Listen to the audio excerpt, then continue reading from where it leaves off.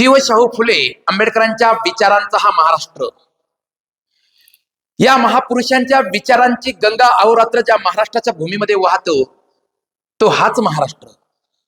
शिवशाहू फुले आंबेडकरांच्या विचारांचा या महाराष्ट्राच्या नगरानगरात आणि नगरानगरातून गावागावामध्ये ज्या ठिकाणी विचारांवर विचार होतो तो महाराष्ट्र.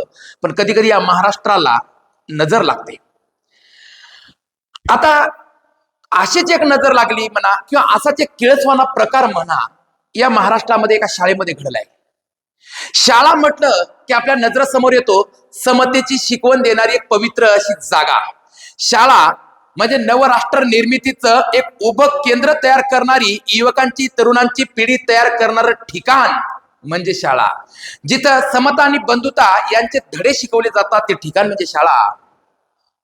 जातीभेदाच्या भिंती तोडून या महाराष्ट्राच्या मातीमध्ये अनेक समाज सुधारक आले आणि जातीभेदाच्या भिंती तोडल्या, जातीचे बंधन पायात ते साखळदंड तोडले आणि सर्व जाती धर्माच्या 18 पगड जातीच्या लोकांना एका छताखाली आणून समतेची शिकवण याच महाराष्ट्रानं उभ्या भारताला दिली.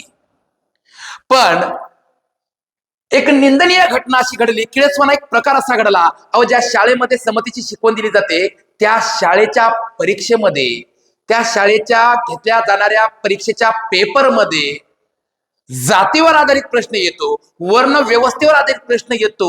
ही अतिशय निंदजनक आणि संतापजनक बाब आहे. उभ्या नजरेनं तुम्ही बघू शकता या ठिकाणी एक प्रश्न विचारलाय, उच्च जातीचे नाव काय? धार्मिक पुराण वगैरे वगैरे ह्या गोष्टी सगळ्या मागे पडल्यात. आता या ठिकाणी कोणी लहान नाही, कोणी मोठा नाही, कोणी गरीब नाही, कोणी श्रीमंत नाही, कोणी आता उच्च राहिला नाही, कोणी नीच राहिला नाही. मग ह्या जातीभेदाच्या भिंती परत ओल्या करण्याचा मनसुबा नेमका काय? उच्च जातीचं नाव विचारलं.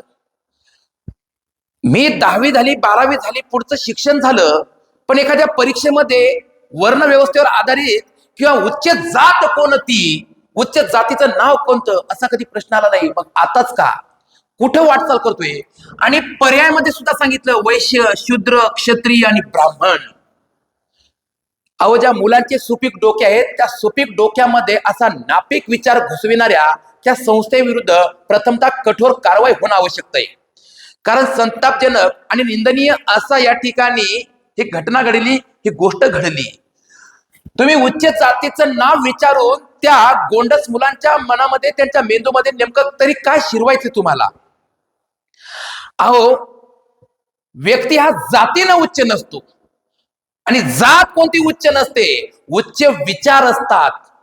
आणि ज्याचे विचार नीच आहेत ना त्या दळभद्री नालायक लोकांनी हा प्रश्न विचारलाय. पहिले असे नालायक लोक आपण शोधले पाहिजेत आणि कठोर त्यांच्यावरती कारवाई केली पाहिजेत. त्या मुलांना 8वीचा पेपर आहे, लक्षात घ्या, हा क्लास 8वीचा पेपर आहे. 14-15 वर्षाची मुलं, त्यांच्या डोक्यामध्ये तुम्ही उच्च नीच हा भेदभाव घालता. अहो, ज्या संविधानामध्ये कलम 17 आम्हाला शिकवलं गेलं, कलम 17 मध्ये सांगितलेले आहे म्हणा अस्पृश्यता बाळगण्यास मनाई. अस्पृश्यतेचं उच्चाटन केलंय आणि परत तुम्ही असले प्रश्न विचारून जातीभेदेच्या भिंती ओल्या करून पुन्हा एकदा या ठिकाणी तुम्हाला ही पिढी बर्बाद करून बिघडवायची आहे. काय चाललंय या राज्यामध्ये ह्या गोष्टी आपल्याला कळायला पाहिजेत. आणि दळभद्री हे शिक्षक लोक आहेत ना, पहिले हे प्रश्न टाकणार आहेत का? हे पहिले काय करायला पाहिजे, सगळे पकडून उन्हाळ्यामध्ये कळड्याच्या रानामध्ये घुसवायला पाहिजेत नागडे करून. लक्षात घ्या, मग त्यांना कळत. म्हणजे जातीभेदाच्या तुम्ही भिंती उभ्या करताय परत विचारताय उच्च जातीचं नाव कोणतं? हे दळभद्री लोक पहिले समाजातले आहेत ना, यांना बाजूला करायला पाहिजेत. हे नासकीय लोक आहेत ना, यांना वेगळं करायला पाहिजेत. लक्षात घ्या, संविधान या ठिकाणी आम्हाला समता बंधुता शिकविते. आम्हाला या ठिकाणी समतेचा अधिकार आहे. त्या शाळेमध्ये वेगवेगळ्या जाती धर्माचे युवक विद्यार्थी येऊन बसलेले आणि त्यांना तुम्ही प्रश्न विचारताय उच्च जातीचं नाव काय? मग खरंच नव उभारणीचं राष्ट्र तुम्ही घडवताय का या राष्ट्राला परत जातीभेदाच्या भिंतीमध्ये अडकविण्याचा प्रयत्न करतायत आणि त्याला पुन्हा तुम्ही कित्येक वर्ष पाठीमागे नेण्याचं काम करताय आणि पुन्हा म्हणता आम्हाला हा राष्ट्र आधुनिक राष्ट्र घडवायचे, आम्हाला जागतिक महासत्ता घडवायचं. अरे इस्रो बद्दल माहिती विचारा, DRDO बद्दल माहिती तुम्ही विचारा, देशाचं कायदेमंडळ, देशाची संसद याबद्दल प्रश्न टाका, तुम्ही भारतीय संविधान कर्त्यांवर प्रश्न टाका, संविधान निर्माण कसं झालं यावर प्रश्न विचारला. तुम्ही चिवतिया लोकांसारखे असले प्रश्न विचारू नका, लक्षात घ्या. लक्षामध्ये. आणि पालकांना सुद्धा विनंती आहे की आपल्या पाल्याला नेमकं काय शाळेत शिकवलं जातं त्यावर आधारित थोडं थोडं लक्ष घाला.